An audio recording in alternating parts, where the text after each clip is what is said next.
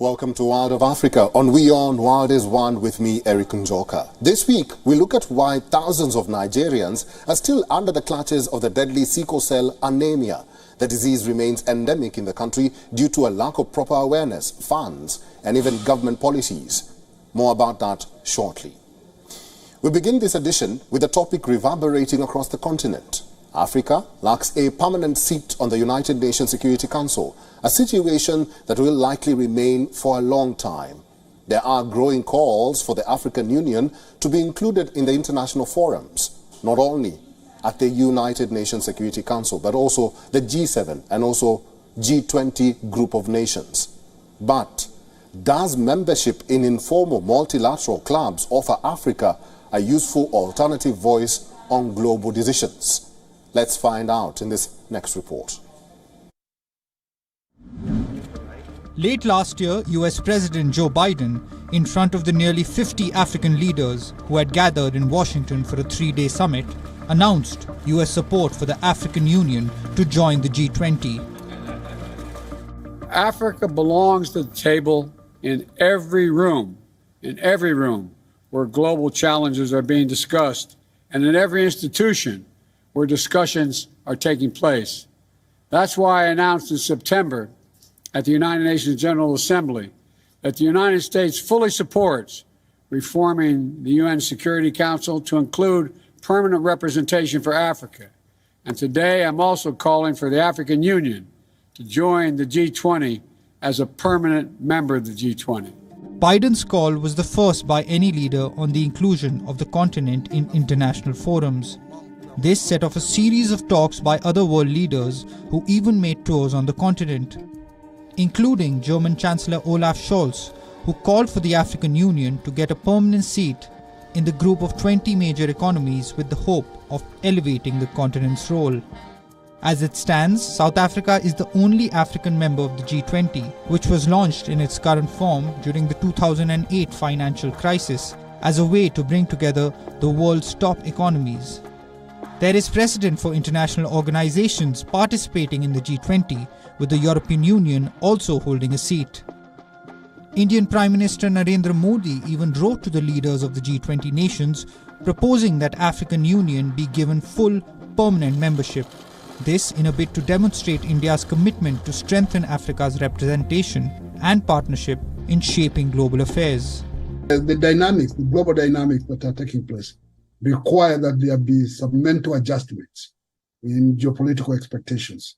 So this talk about Africa being involved in the G20 and G7 is a realization that in themselves they no longer make sense. And for them to make sense, they need to hear more voices, and the African voice is clearly missing. On the other hand, the matter of reforming the 15-member UNSC has provoked debate for decades. Its 5 permanent members reflect the international power structure, but African leaders have long asserted the continent's right to stronger representation on the Council. We're seeing an aging population in Europe and elsewhere. India and Africa are the ones with a more youthful population that's growing, and it's only a matter of time before those populations that are more youthful, more tech-savvy, more engaged in global affairs with greater access to information will play a determinant role. So they are not doing Africa a favor through its inclusion. They are doing themselves a favor. Africa is not represented even within the G7, an insufficient level of engagement considering the current global challenges and strong interdependencies between Africa and the G7 countries. At the same time, G7 decisions substantially impact development in Africa, especially in the areas of global economic and financial policy, digital transformation, private sector development, global health, climate and environment. If the people sent there are there for decoration just to be seen, to say we have an African in the team, in the place, that's useless. But if we send a strong team of people who reason, know, and they have the capacity to withstand pressure, intellectual as well as other pressures, and moral pressures. A lot of young Africans African intellectuals, African artists and activists do realize we're no longer the world's junior partner. This is our moment. And because this is our moment, we need to be more assertive, more united, and more conscious of who and what we are and what we're capable of. And it's not just Africa, the continent. It's Africa and all her descendants, Afro-descendants, Africa and African migrants. But there is a silver lining too. Africa's influence on the world stage is rising. It is now emerging as a labor market, a natural reserves hub, among many other sectors. Regional observers have welcomed the trend. They say Africa forms a significant chunk of the world population, and in order to make unbiased policies, global bodies will have to keep the continent's needs and demands on its list. It's only when Africa is developing can the world benefit from the partnership and truly progress further. Bureau Report, WION, World is One. Malians voted in a referendum on a new constitution that expands the president's role and military. The West African nation is ruled by military officers who seized power in a 2020 coup, followed by another coup 9 months later that removed the interim civilian government at the time. Back then, the Prime Minister and the President were to lead a government to steer the country towards new elections. Here's a report on what the plebiscite means for the country. In Bamako, a voter heads to the polling station to have his say in the referendum on the governing junta's constitution. Some 8.4 million citizens are eligible to vote yes or no on the draft constitution in the first electoral test for leader Colonel Assimi Goïta. The 40-year-old has vowed to lead the country back to civilian rule in 2024 elections. But election turnout was typically low in the country of 21 million. Many have grown wary of chronic instability, while others face the direct danger of terror attacks in central and northern regions. Mali's security and defense forces cast their ballots during early voting ahead of the referendum. The military enjoys strong popular support, according to an opinion poll. I am very happy to be the first voter in my capacity as the regiment commander, and I'm very proud to have fulfilled my civic duty, and I urge all my colleagues to come and vote. Tens of thousands of supporters and opponents held separate rallies in the capital Bamako before the weekend's referendum. Around 50,000 supporters of the Yes campaign, backed by the military government, gathered in a stadium on Bamako's outskirts. Junta leader Assimi Goïta attended the meeting. Goïta toured the stadium to greet the crowds but made no speech. The referendum comes in the backdrop of calls for the UN Security Council to withdraw the peacekeeping mission without delay, denouncing its failure to respond to security challenges. Unfortunately, MINUSMA seems to have become part of the problem by fueling community tensions, exacerbated by extremely serious allegations which are highly detrimental to peace, reconciliation and national cohesion in Mali. This situation generates a feeling of distrust among populations with regard to MINUSMA and a crisis of confidence between the Malian authorities and MINUSMA. Some of the changes in the committee-drafted constitution are contentious. Proponents say they would strengthen fragile political institutions, while opponents say they would give too much power to the president. But regional bodies and the UN see the referendum itself as an important test of the junta's willingness to stick to the transition, particularly at a time when Islamic terrorists are stepping up attacks.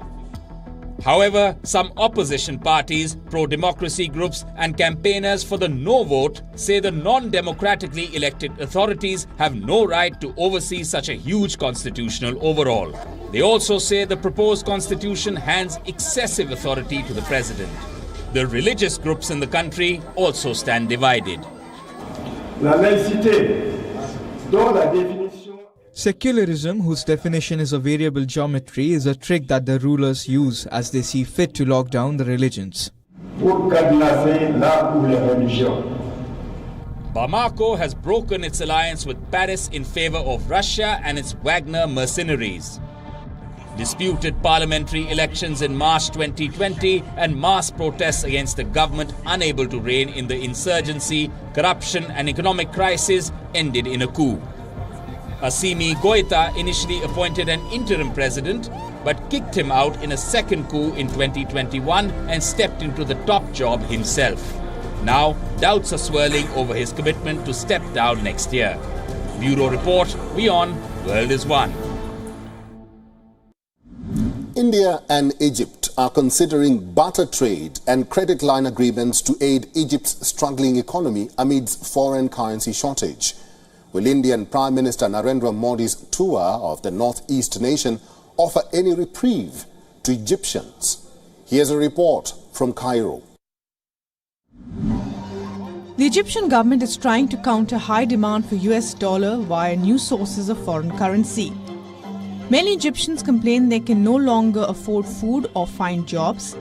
This after the local pound lost half its value in January this year as compared to March last year. The currency lost its value following a third central bank intervention as part of an IMF loan agreement. Prices are changing every day. Every merchant sells the goods for different prices. The problem is that we have no control over the markets. Markets should be controlled, as every merchant is selling based on their own prices. India and Egypt are considering a proposal to initiate barter trade between the two countries, focusing on goods like fertilizers and gas. As part of the deal, India may extend a credit line worth several $1 billion to Egypt, which is grappling with a foreign currency shortage. The agreement is expected to be announced during Indian Prime Minister Narendra Modi's visit to Egypt. Under the proposed arrangement, Egypt would make purchases in Indian rupees, and bartering could be employed to settle debt by exchanging Egyptian products of interest to India. Both President Sisi as well as Prime Minister Modi, they came in the places in 2014. So they came together at the same time. They share almost the same vision and the same priority of putting their countries first and trying to achieve development and trying to modernize their countries and to put them in the rightful place on the international stage. The Indian Foreign Ministry is consulting with relevant departments to assess the demand for fertilizers and gas from Cairo in exchange of the credit line. India aims to diversify its fertilizer imports, especially after facing shortages and price surges due to export restrictions and increased prices imposed by China. While Egypt is interested in procuring wheat, among other items, India's wheat export bans make it unlikely for India to ship the grain. The details of the trade arrangement, including the companies involved and the specific commodities, are still under negotiation.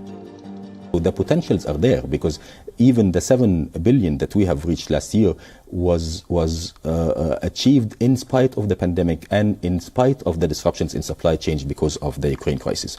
So the potentials are huge. When it comes to investment also, investments in Egypt, Indian investments have reached 3.5 billion US dollars. The focus will be on what will be agreed on when the Indian Premier tours the country, which is striving to stabilize its economy and counterbalance the impact of foreign investors, withdrawing around $20 billion from its financial markets. Bureau Report, WION World is One. Nigeria is marshalling stakeholders to work towards curtailing sickle cell anemia. The statistics are grim. Over 40 million Nigerians are carriers of the sickle cell gene. It is also estimated that over 150,000 children are born with SCD each year, making it the highest number of newborns affected by the condition in any country. Our correspondent Louisa Olaniyi reports. About 50 million people are living with sickle cell disease globally, and Nigeria is the epicenter. According to a report published by Pan-African Medical Journal in 2022, 1 in every 4 Nigerians has a sickle cell trait. Annually, about 300,000 newborns worldwide are diagnosed with sickle cell disease. Sub-Saharan Africa contributes about 75% of the number, with Nigeria accounting for 33% of the newborns with SCD. Nigeria presently is actually the #1 country that produces the SS genotype. #1 in the world. Nigeria has half the population, half of the world's population of SS. Experts are concerned over the lack of proper funding to subside the care and treatment of those living with SCD. The government needs to support these people, and then the government also needs to use plus media, plus everything, plus digital space. Let people know their genotypes. Let it start from just that. Know your genotype. Advocacy. It's very important. As the world commemorated Sickle Cell Awareness Day on June 19th, SCD warriors reiterate the challenges and pains of living with the condition. Timely medical interventions such as blood transfusions, medication and regular checkups can significantly improve the quality of life for those living with the disease. The impact of sickle cell disease goes beyond the individuals living with it. Families, communities and our healthcare system face numerous challenges in providing adequate care and support for those affected. It is crucial to raise awareness about this condition and foster a collective understanding of the struggles faced by those living with sickle cell disease. From Lagos, Nigeria, Louisa Olani, WION, World is One. Now, 100 kilometers east of Abidjan, the capital of Ivory Coast, the lagoon that winds between the villages of the commune of Assini isolates the residents, cutting them off from access to emergency care. The solution? An ambulance boat. Check out this report. 100 kilometers east of Abidjan, in Ivory Coast, this ambulance boat is a game changer. It started operations in early June. The lagoon winds between the villages of the commune of Assini Mafia. Out of 16 villages bordering the body of water, the majority was cut off from access to emergency care. For us, it is a way of allowing our populations to access benefits in a way that is somewhat consistent with the government's policies by adapting the offer to our environment, which is now filled with, I would say, surrounded by water. Our villages are surrounded by lagoon water. Aujourd'hui rempli de, je dirais, qui est entouré d'eau, nos villages sont entourés d'eau, de lagunes, etc. The €76,000 ambulance boat was funded by Assini's City Council. On board, essential equipments such as oxygen, a defibrillator and a heart monitor can be found. The boat is equipped with 4 beds and can transport several health professionals and attendants of patients. There are times when our wives, our mothers, have problems giving birth. And then there are times when we also have problems evacuating our patients in Adiake, and we often go to Ghana. Today, with the ambulance boat, we can go directly by the water on Adiake to have our moms, our wives and our sisters. The ambulance boat will allow us to be not only faster in reacting in these different places and to transport our patients from the other coast across the water to come on the continent quickly. It's like an ambulance. When there's an accident, we go quickly, so the boat will allow us to be faster and faster. The country boasts over 500 kilometers of coastline and several lagoons. Assini residents happily welcomed the first fully equipped ambulance boat in Ivory Coast.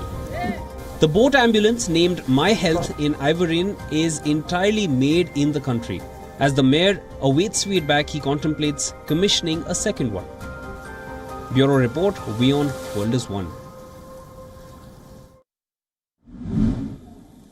Once banned from the airwaves, the Tunisian bagpipe has made a comeback. Known locally as mizwad, this traditional Tunisian instrument is made from 2 cow horns connected to pieces of river reed and a goatskin bag for producing the unique sound. Here now is a report. At his workshop in Tunisia's capital, Khaled Ben Khamis pieces together a type of bagpipe, known as a mizwad. The 50-year-old craftsman takes 2 cow horns and connects them to pieces of river reed and a goatskin bag for producing the musical notes.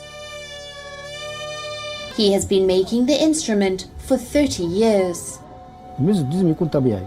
The mizwad must be made from natural elements. The reed, the one of good quality, comes from the seaside. The reservoir should be natural, from goat skin, while the wooden components are made by a carpenter. Otherwise, the rest are all natural. There are manufacturers who use plastic components, but those have no soul like the natural ones. حتى البلاستيك تو عاملين الصياح ما فيش روح كما القسمة.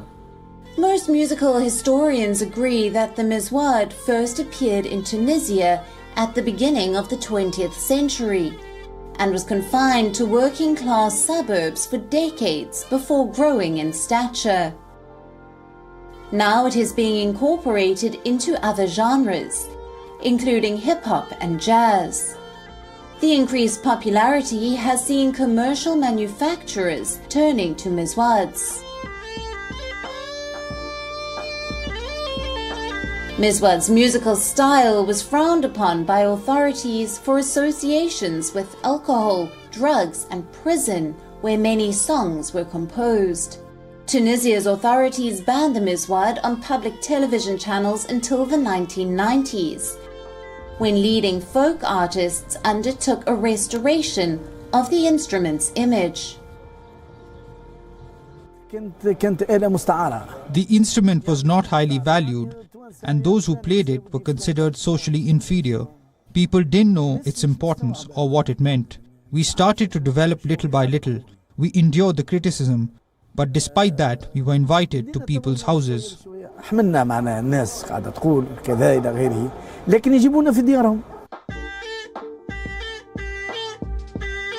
In recent years, a new generation of musicians has taken up the instrument, mixing it with contemporary genres, offering more room for creativity such as rap and world music. Jabali's concerts and those of other contemporary mizwad players have been popular with young Tunisians. The mizwad is gaining popularity around the world thanks to the new generation which is contributing in this. There are musicians from abroad who call us to merge their music with ours and share many projects with us. I hope that the mizwad will become known worldwide. It won't be for tomorrow or the day after, but we're making progress little by little.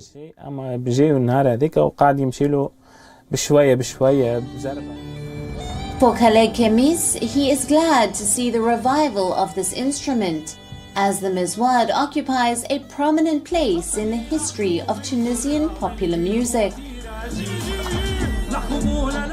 Bureau Report, WION, World is One.